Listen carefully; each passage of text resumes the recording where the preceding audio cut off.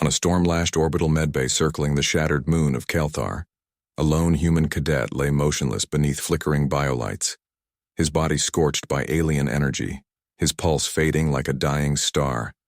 The medics worked in frantic silence, their gloved hands moving with practiced urgency, but none of them understood the true wound festering beneath his skin.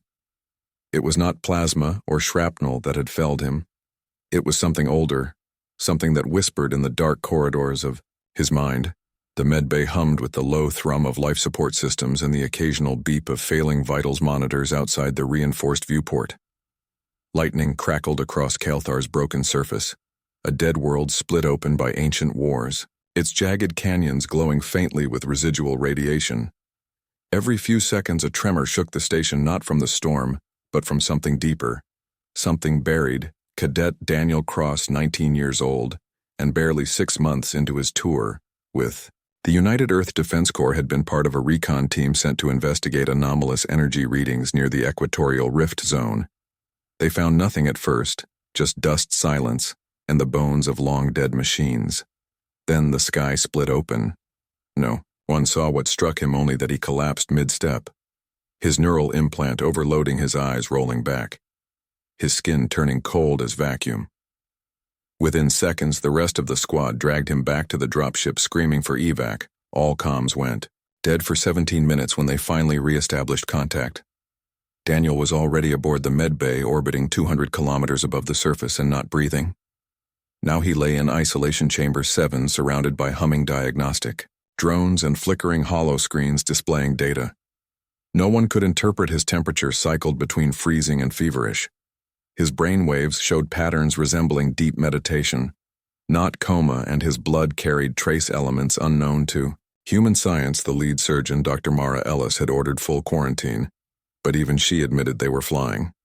Blind Mara was a woman of sharp edges and sharper instincts. She had served on 3 frontier outposts and seen horrors most civilians could not imagine, but this was different. There was no entry wound, no toxin, no pathogen, just a boy who should be dead but refused to die. And something in his cells seemed to be fighting back. She watched through the reinforced glass, arms crossed, her dark hair pulled into a tight knot at the base of her neck. She had called command twice already, demanding answers, but all she got were delays and redacted files. Someone knew more than they were saying. High above in the observation deck overlooking the medbay stood Lyra Voss. She wore no uniform, no insignia, just a long gray coat that seemed to drink the light around her. Her skin held the faint sheen of moonstone, and her eyes glowed softly like distant stars in a clear night sky at her side. Coiled ember, a creature no larger than a wolf but radiating heat like a forge. His scales shifted from obsidian to crimson with every breath. His slit pupils fixed on Daniel with something close to recognition. Lyra had not asked for clearance to be there. She simply appeared as if the station's security systems had decided it was safer to let her pass than to stop her. The few crew members who saw her gave her wide berth. They knew better than to question the elf who walked among humans. Like a ghost from a forgotten age, some called her myth. Others called her curse, but all knew she had been aboard every major human victory in the last 30 years. Always silent, always watching. She had warned command 3 days ago. She told them. The rift on Kelthar was not natural. It was a scar, a wound in reality left by something that should have stayed buried. She said the energy readings were not signals, but breaths, slow and ancient and hungry. She begged them not to send boots on the ground, especially not unshielded cadets like Daniel. They laughed her off, said she was spooked by old legends, said the United Earth Defense Corps did not fear ghosts. No, Daniel lay dying, and the ghosts were laughingly replaced a hand against the cool glass, her fingers long and pale, tipped with faint silver. She closed her eyes and listened, not with her ears, but with something deeper, something older. The hum of the station, the pulse of the machines, the whisper of Daniel's fading mind, and beneath it all the slow, steady rhythm of something vast and patient stirring far below on Kelthar. It was awake. Not fully, not yet, but enough to reach out and taste the courage in Daniel's soul, enough to mark him as prey. She turned to Ember, who lifted his head and let out a low rumble, the sound vibrating through the metal floor like distant thunder. We are too late. She said not in words but in thought, and Ember understood. Down in the medbay, Mara stepped closer to the chamber. Her breath fogging the glass, she noticed something new. A faint symbol beginning to form on Daniel's chest just below his collarbone. It looked like a spiral wrapped around a flame, but it shifted when she blinked as if it existed just outside. Normal sights, she tapped her comm unit. "Get me xenobiology and neurology on standby," she said, "and someone find out who that woman is on the observation deck." Before anyone could respond, the lights flickered violently, and every monitor in the room flatlined for 3 full seconds. In that silence, Daniel's body arched off the table. His mouth opened in a silent scream, and his eyes snapped open, glowing with the same silver light as Lyra's. Then just as suddenly, he collapsed back. Onto the table, the monitors resumed their beeping. The light stabilized and the symbol on his chest pulsed once like a heartbeat. Before fading into his skin, Mara stumbled back, her heart hammering. She had seen death stare back at her through those eyes, and it had smiled. Above her, Lyra turned away from the glass, her expression unreadable but her hands clenched into fists. Ember rose to his feet, scales flaring red along his spine. "He is not just a cadet," she said, her voice barely above a whisper, "but carrying through the empty deck like wind through ruins, he is the echo of one who fell long ago. And the enemy knows it. On the surface of Kelthar, deep within the equatorial rift, something stirred in the dark, a shape with too many eyes, and no mouth began to uncoil from its slumber. Drawn by the scent of a familiar soul returned to the cycle. The storm outside the station grew stronger, lightning now striking the hull in rhythmic pulses, as if counting down somewhere in the void between stars. A fleet of black ships turned their prows toward human space, their hulls shaped like teeth, their engines silent as graves and in isolation. Chamber 7, Daniel Cross dreamed of fire and wings and a woman with starlight in her hair calling. His true name. The war had found him again. Deep within the medbay's neural wing, Daniel's mind flickered between worlds in his dreams. He saw Lyra not as she appeared now, but as a warrior queen standing atop a mountain of broken war machines, her bow drawn with a string of starlight. Beside her, Ember soared not as a pet but as a storm-given form. They fought side by side against a shadow that consumed entire fleets and left only silence in its wake. The dream felt more real than the cold metal table beneath him. More real than the tubes in his arms, more real than his own name. He remembered standing on that mountain, the wind howling through shattered armor, the taste of ozone and blood in his mouth. He remembered calling Ember's true name and feeling the dragons. Fire surged through his veins like liquid courage. He remembered the enemy rising from the rift, a shape of endless hunger with eyes like dying suns. And he remembered stepping forward alone because someone had to hold the lin. Now he floated in a sea of half-formed thoughts and fractured images, his body weak but his mind racing with echoes of a life he never lived yet knew by heart. Meanwhile, Lyra entered the restricted wing without clearance, her presence triggering silent alarms that were immediately overridden by an unseen authority. No guard stopped her. No doors locked against her. She moved like smoke through the sterile corridors, her boots making no sound even on the metal grating. At her side, Ember padded softly, his claws clicking, once then falling silent as if he too understood the need for quiet. The air around them grew warmer, the overhead lights dimming slightly as if bowing to something older than human law. They stopped outside Isolation Chamber 7 where Dr. Mara Ella stood reviewing neural scans on a handheld screen, her brow furrowed in concentration. She looked up as Lyra approached, not with fear, but with sharp curiosity. "You should not be here," Mara said, her voice low but firm. "This is a high-security medical zone." Lyra did not answer right away. She studied the woman, the set of her shoulders, the tired lines around her eyes, the way her fingers trembled slightly, not from fear but from exhaustion. This was a healer who cared too much in a system that rewarded detachment. "I am here because he is waking." Mara said nothing, but her eyes flicked to the monitor inside the chamber, showing Daniel's brain activity, spiking in patterns that defied known science. "He is not waking," she said.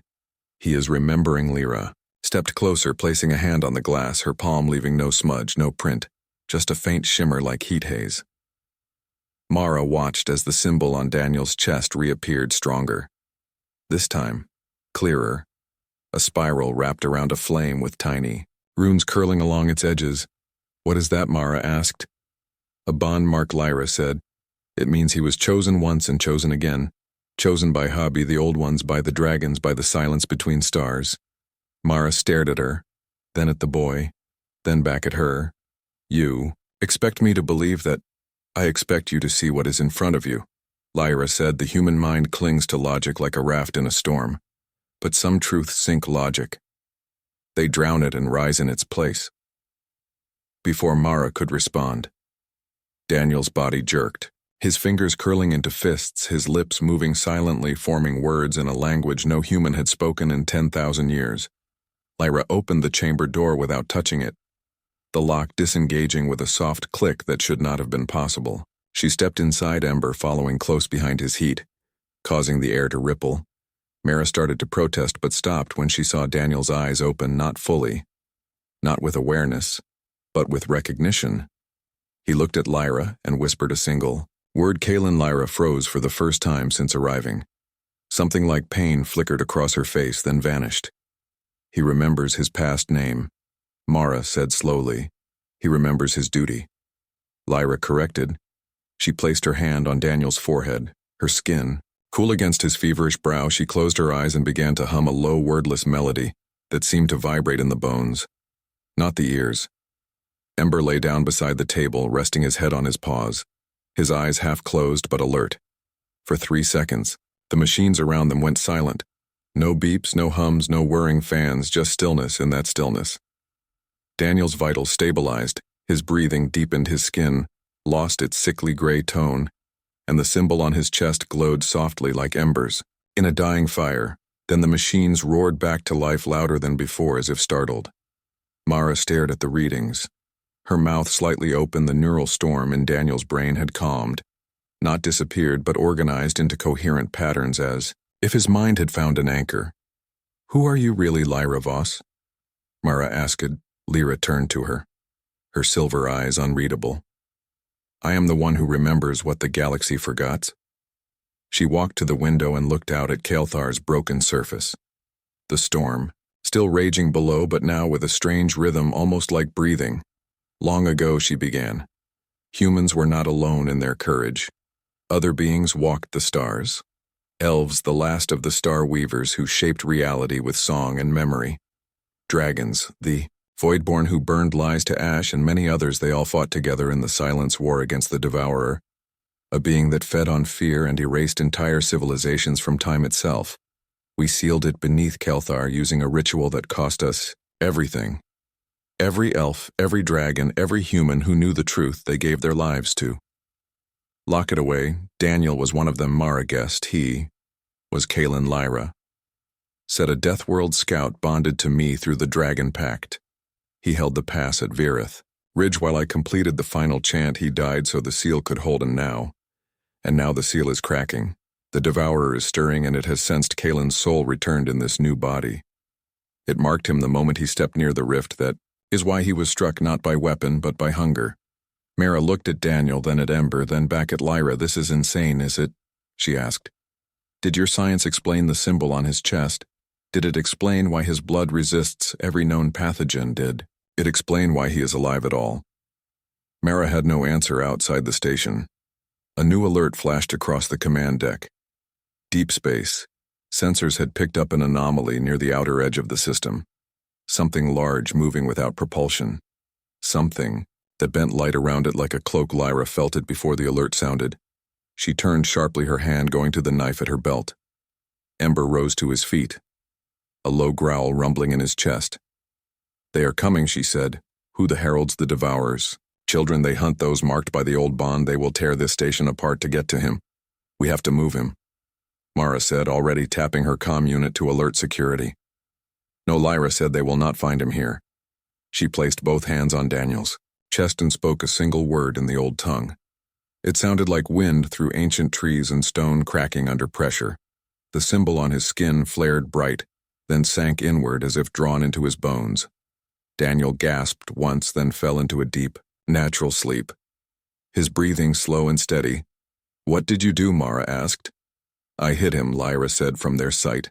Not from harm, but from detection. They will scan this station and see only a wounded cadet.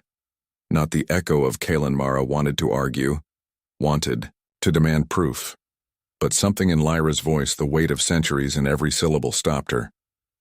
Why tell me all this, she asked. Because you are the only one who listened. Lyra said most humans would have sedated him. Called me delusional, locked us both away. But you watched, you questioned, you cared, that makes you useful. Mara almost laughed, but then she saw Ember watching her not with animal instinct, but with intelligence. Deep and ancient. What do we do now? We wait. Lyra said, until he wakes fully, until he remembers how to fight, until the enemy shows its hand, but we are not defenseless. She walked to the far wall and pressed her palm against a panel that should not have responded to her touch. A hidden compartment slid open, revealing a long, slender bow made of what looked like solidified moonlight and a quiver of arrows tipped with black stone. Mara stared. This was not standard issue. This was not human. It is mine. Lyra said, from before your species learned to write. She slung the quiver over her shoulder and checked the tension of the bowstring. Ember stretched his wings, once filling the small room with warmth and the scent of scorched metal. They will come soon, Lyra said, and when they do, this station will burn. But Daniel will be ready, or he will fall again. Either way, the cycle continues. Mara looked at the sleeping boy, then at the elf and the dragon standing guard over him like figures from a myth made real. She took a deep breath and made her choice. I will help, she said. Lyra nodded once, not in thanks, but in acknowledgement. Good, she said, because the storm is not outside anymore. It is here. Daniel awoke not in a hospital, but in a cavern lit by glowing fungi. And the soft pulse of Ember's breath, the air smelled of damp stone and warm scales. His body ached, but not with the sharp pain of injury, more like the deep soreness after a long run. He sat up slowly, blinking in the dim lightly. Ra sat across from him, sharpening a blade made of frozen lightning, the edge humming faintly with every stroke. She did not look up, but she knew he was awake. You died, she said simply, but your soul refused to leave because it remembers. She remembered now, not as memory, but as truth. He had been Kalen once, a Deathworld scout bonded to Lyra during the last great silence war. He had fallen, holding the pass at Virith Ridge so she could complete the ritual that sealed the devourer beneath the ice of that dead world. But death was not the end for those marked by dragons. Their souls cycled through time, seeking new vessels until the enemy stirred again. How long was I out? He asked, his voice rough. 3 days, Lyra said. 2 hours and 17 minutes. Where are we? Beneath Kelthar, she said. In the old tunnels. The ones your people never mapped because their sensors could not see through the stone. We are safe here for now. Ember lifted his head and let out a soft rumble, padding over to Daniel and nudging his shoulder with his snout. The dragon's heat soaked into his skin like sunlight after a long winter. Daniel reached up and touched the spot on his chest where the symbol had glowed. It felt warm beneath his fingers. It is part of you now. Lyra said, the bond is reawakening. He looked at her. Really looked this time, not as a stranger, but as someone he had known across lifetimes. Her face was the same, but older, wearier, the silver. In her eyes, deeper, like galaxies seen through a telescope. You look tired, he said. I have been waiting a long time, she replied. For you to come back, outside the cavern. The stars trembled. A rift had opened near Saturn's rings, and from it poured black ships shaped like teeth. The Devourer's heralds had returned, and they were hunting Daniel's new body because it carried Kalen's resonance, the one frequency that could unravel their master's prison. Lyra stood and walked to the cavern entrance, a narrow crack in the rock that opened to a view of the shattered moon's surface above them. The orbital medbay was gone, torn apart by the first wave of the attack. Human ships burned in silent arcs across the void, their wreckage drifting like dead leaves. They came faster than I expected, she said. They know you are here. How your soul sings, Kalen, even in this body, even in sleep it sings, and they hear it like blood in water. Daniel stood unsteadily, Ember rising with him, his wings half spread, as if ready to shield him. What do we? Lyra turned to him, her expression unreadable, but her eyes held something like hope. You are not ready, she admitted, but the war does not wait for readiness. She tossed him a gauntlet forged from dragon bone dark, and smooth with faint red veins running through it. This will help you remember faster as. He slipped it on. Warmth spread up his arm, images flashing behind his eyes. Kalen standing in rain of fire. Kalen riding Ember through asteroid fields. Kalen, facing the Devourer's shadow with nothing but a knife and his will. He gasped and dropped to one knee. Breathe, Lyra said. It is not just memory. It is muscle. It is instinct. It is blood. Ember nuzzled his shoulder. And for the first time in this life, Daniel felt whole. He stood again, stronger this time, the gauntlet humming against his skin. What is the plan? We go to the heart of the rift, Lyra said. The Devourer is still weak. Its prison holds but barely. If we can reinforce the seal, we may buy more time, and if we cannot, then we fight. She walked to a stone shelf and lifted a second gauntlet. This one smaller, etched with runes that shimmered like starlight. I wore this when we last faced it, she said. It channels dragon fire through the bond you and I share through Ember. She held it out to him. But I am not Kalen, he said. I am Daniel Cross. I barely know how to fire a pulse rifle. You are both, Lyra said. The soul does not change, only the shell. You have his courage, his will, his bond with Ember. That is enough. He took the gauntlet and slid it onto his other hand the moment it touched his skin. Ember roared, not in anger but in triumph, the sound echoing through the cavern and shaking loose dust from the ceiling. Outside, a new tremor rolled through. Kelthar, deeper and longer than before. The ground split in places, revealing veins of black energy pulsing like arteries. They are digging, she said. Trying to reach the seal from below. We do not have much time. Daniel looked at his hands, then at Lyra, then at Ember. Show me what to do. Lyra nodded and stepped forward, placing her palms on his temples. Close your eyes. He did. She began to chant, not in words but in tones that vibrated through his bones.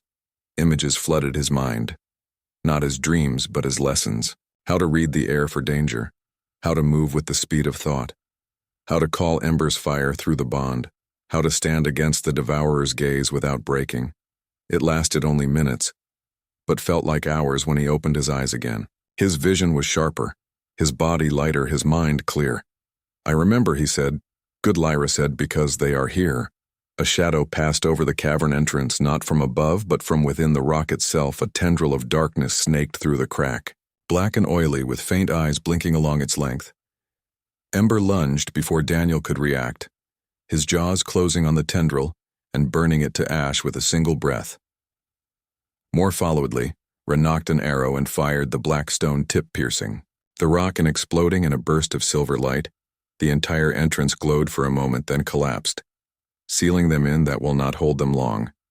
She said we must move. She led them deeper into the tunnels, the walls narrowing, then opening into a vast chamber. At its center stood a pedestal of black crystal pulsing with soft blue light. The heart of the seal. She said this is where Kalen fell. Daniel approached it slowly, his gauntlets warming as he neared the crystal. He can feel it, he said.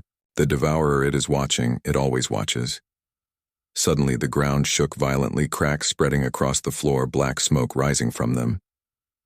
They are breaking through, Lyra raised her bow, Ember spreading his wings wide, fire gathering in his throat. Daniel stepped forward, placing both hands on the crystal. Show me what to do. The crystal responded, flooding his mind with the final moments of Kalen's life.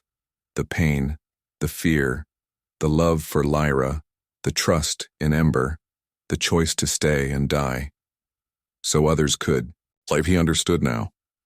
The seal was not just magic or science, it was sacrifice, and he was ready to give it again. But before he could act, the ceiling above them shattered, and a figure dropped into the chamber, tall and thin, with skin like polished obsidian and eyes that held no light. A herald, it spoke without moving its mouth, its voice echoing inside their skulls. The echo returns, how sweet the Devourer hungers for your song. Little Kalen Lyra fired an arrow. It struck the herald's chest and exploded, but the creature did not flinch. You cannot kill us with old tricks. Elf Ember charged, breathing fire, but the flames parted around the herald like water around a stone. Daniel stepped between them. You want me, he said. Then take me. The herald tilted its head clever. But we do not want your body. We want your voice, your resonance. We will peel it from your bones and feed it to our master. It lunged, Daniel raised his hands, and the crystal flared blindingly bright. The chamber filled with light, and sound and memory in that moment. He was not Daniel or Kalen, he was both and neither. He was the bond, the fire, the song, the silence. The herald screamed as the light touched it, its form unraveling like smoke and wind. But as it faded, it laughed. You have only delayed the inevitable. The devourer wakes, and when it rises, you will be the first to burn. Then it was gone. The chamber fell silent, Ember panting, Lyra lowering her bow. Daniel sank to his knees, the crystal dimming. Did we stop it? He asked. No. Lyra said we bought time, how much enough to prepare. She helped him stand. The real fight is coming, and this time we will not seal it. We will end it. Daniel looked at his hands, then at the sky far above through layers of rock and ruin. Then let it come, because I remember who I am.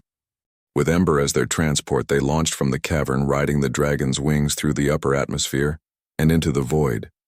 The human fleet was already engaging the black ships, but their weapons passed through the enemy like smoke. Lyra knew why the Devourer's forces existed slightly out of phase with reality.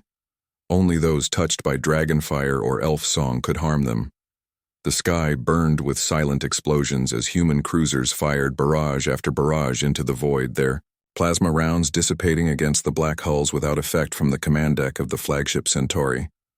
Dawn Admiral Nora Hicks watched in growing horror as ship after ship vanished, not destroyed but erased as if they had never existed. Her screen, a priority alert, flashed: unknown vessel approaching fast. No transponder, no signature, just heat and speed.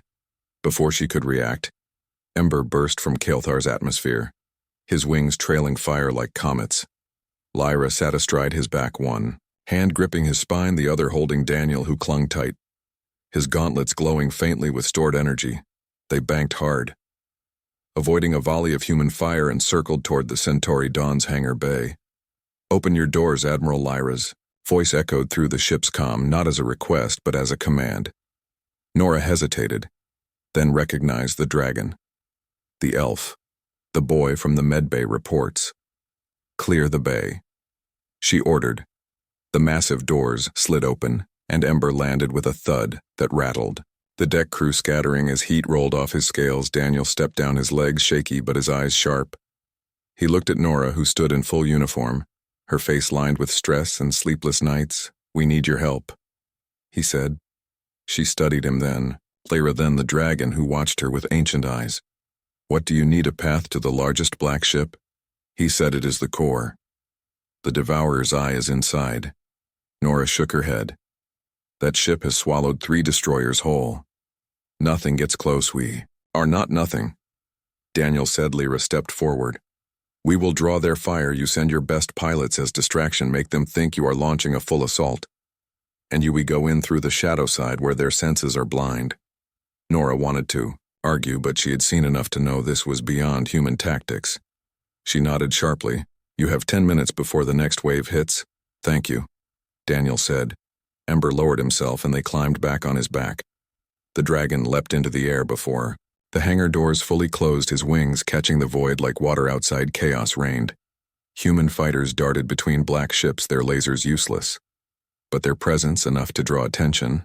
Lyra guided Ember low beneath the battlefield, using debris and wreckage as cover. Daniel held tight, his mind racing with Kalen's memories, the layout of enemy vessels, the weak points in their phase shields, the way the Devourer thought in patterns of hunger and silence. "There," he said, pointing to a gap between 2 black ships that pulsed like breathing lungs. Ember dove, the air around them warped as they passed through the gap, reality itself bending for a moment. Daniel felt his stomach drop as if falling through a dream. Then they were inside the largest ship. It was not metal, but something alive, walls of black tissue pulsing with veins of dark light. The air thick with the smell of ozone and decay. Gravity shifted with every step, pulling them sideways. Then up. Then down. Lyra drew, her blade the frozen lightning humming softly. Ember burned a path ahead, his fire the only light that held the shadows at bay. The darkness recoiled from his flames, hissing like steam on hot stone. They moved quickly through twisting corridors that seemed to rearrange themselves behind them. Daniel leading now, his gauntlets reacting to the ship's energy, guiding him like a compass. This way, he said. How do you know? I remember dying here. He said the last time we got this far. Lyra said nothing, but her grip on her blade tightened. They reached a massive chamber. At its center floated a sphere of swirling blackness, shot through with threads of silver light. It pulsed slowly like a heart wrapped in nightmares. The Devourer's eye still sleeping, but dreaming Daniel's namely, Ra began the unbinding chant, her voice low and resonant, each word causing the air to shimmer. Ember stood guard, his body coiled tight, ready to strike. Daniel stepped forward, placing his hands on the sphere the moment. He touched it, pain exploded through his mind, images of entire worlds consumed, civilizations erased. Children turned to dust and silence. He gasped, but did not pull away. I see you, he whispered. The sphere stilled. Then a voice echoed, not in the chamber, but inside his skull. You cannot kill what was never alive, Daniel.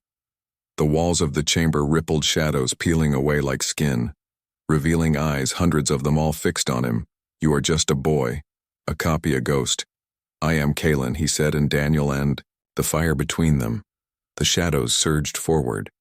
Ember roared and unleashed a torrent of flame, but the fire scattered against the eyes without effect. Lyra's chant faltered as tendrils of darkness wrapped around her arms, pulling her back. Daniel, no, she screamed. He turned to her, his eyes glowing silver. Finish the chant, he said. I will hold it. How? Trust me. He stepped fully into the sphere for a moment. Nothing happened. Then light erupted from within him. Not white, but gold, the color of old promises. Kept the chamber shook. The eyes screamed and the tendrils holding Lyra burned away. She fell to her knees, gasping, but did not stop chanting, the words coming faster now, sharper, each one carving a line of fire in the air. The Devourer thrashed inside. The sphere, its voice now panicked. You do not understand. You will die again and again and again. Maybe, Daniel said, but not today. He reached deep into the bond with Ember, into the memory of Kalen, into the song Lyra had taught him, and pulled the sphere. Cracked black energy poured out, but instead of spreading it, coiled inward, drawn to Daniel like iron to a magnet. He was absorbing it. Lyra's eyes widened in horror. Daniel, stop, you cannot contain it. But he did not stop. The gold light around him grew, brighter until it filled the entire chamber. Ember shielding his eyes with a wing. The black ship shuddered violently. Alarm silent, but the structure groaning like a dying beast. Outside, the human fleet watched as the largest black ship began to collapse. In on itself, light bleeding from its seamson, the Centauri Dawn. Nora gripped the railing. What is happening? I do not know, a tech officer said, but the enemy fleet is retreating. Sure enough, the remaining black ships turned and fled, vanishing into rifts that snapped shut behind them. Inside the chamber, the light faded. Daniel stood alone, the sphere gone, the eyes extinguishedly. Her ran to him. Are you hurt? He looked at her, his face pale but his eyes clear. It is not dead, he said, just sleeping again. But the seal is stronger now. How I gave it something to dream about. He swayed and she caught him. Ember nudged his side, letting out a soft, concerned rumble. You foolish, brave boy, she whispered. He smiled weakly, just like Kalen. She helped him to Ember's backlet. Let's go home. As they flew from the dying ship, the last of its structure crumbling behind them, Daniel looked back one last time. The war was not over, but they had won this round, and that was enough for now. On the bridge of the Centauri Dawn, Lyra stood alone. Ember curled at her feet, gazing at the stars where Daniel had vanished. But in the quiet that followed, a single pulse echoed through the void. Faint but steady like a heartbeat in the dark, the human fleet drifted in the aftermath of battle, silent and stunned. No cheers, no victory calls, just the hum of damaged engines and the soft beeping of life support systems slowly returning to normal. The black ships were gone. The Devourer's eye sealed once more. But the cost hung heavy in the air. Admiral Nora Hicks approached Lyra slowly. Her boots clicking against the metal deck, she carried 2 mugs of steaming synth tea. One she offered to the elf. He saved us, she said quietly. Lyra took the mug but did not drink. Gave himself so we could live? Nora looked out the viewport at the empty space where the rift had been. Will it come back? Yes, Lyra said. But not soon. The seal is stronger now and it dreams of him. It will not wake until it Forgets his light. How long is that long enough? Ember lifted his head and let out a low sound. Not a growl, not a purr, but something between a sigh and a song. Nora watched the dragon's scales shift from deep red to soft gold, then back again. He misses. Him they all do below on the surface of Kelthar.